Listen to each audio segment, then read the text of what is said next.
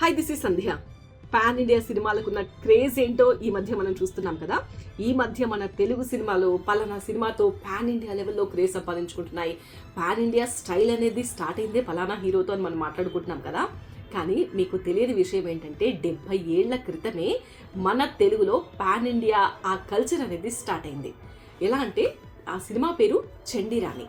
Hero వచ్చేసి NTR, heroine the great Bhanumathi, fire brand. ఆ సినిమాకు ఆమె దర్శకురాలు, ఆమె స్టోరీ రైటర్, ఆ సినిమా కూడా ఆమెదే అనమాట.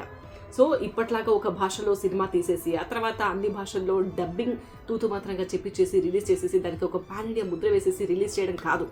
అప్పట్లోనే ఇక్కడ తెలుగులో అయితే ఇక్కడ పాపులర్ అయిన హీరోయిన్స్తో ఎలాగైతే సినిమా తీశారో ఆ కన్నడ, తమిళ్ అలా మిగతా భాషల్లో కూడా హిందీలో ఆ భాషల్లో పాపులర్ అయిన హీరోయిన్ల చేత మళ్ళీ యాక్టింగ్ చేయించి మళ్ళీ డబ్బింగ్ చెప్పించి ఒక పర్ఫెక్ట్ ప్లానింగ్తో జస్ట్ 35 డేస్లో ఆ సినిమాను రిలీజ్ చేసేశారు అంటే the great fire brand Bhanumathi stamina ఏంటో అర్థం చేసుకోవచ్చు.